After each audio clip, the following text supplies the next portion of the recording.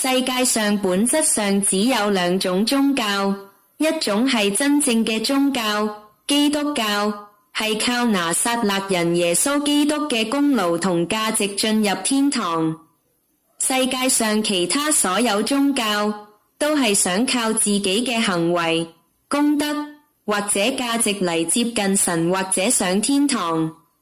但係咁樣係對神或者神聖有錯誤嘅理解，因為我哋既然犯咗罪，得罪咗至高無上的神，就背負咗一個無限嘅債務，我哋係還唔起嘅。就算我淨係犯咗一次罪，我都背咗個我無法償還嘅債。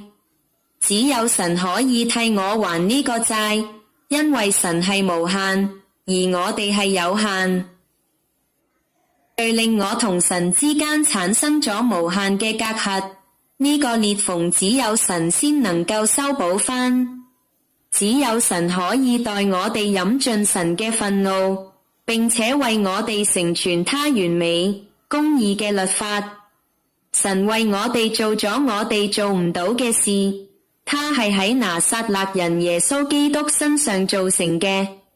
所以依靠他為我哋釘十字架嘅功夫，相信他為我哋過咗一個完全嘅生命，信靠神為我哋所做嘅一切，就係信耶穌基督得救。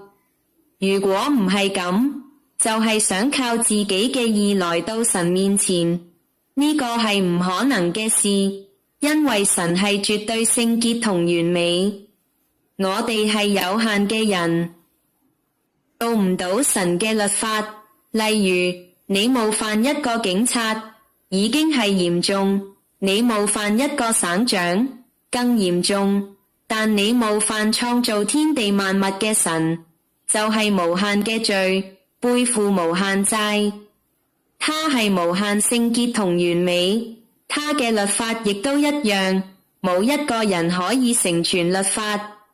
冇人可以一生都用心、用性命、用力量、用意念愛主我哋嘅神，完全冇瑕疵。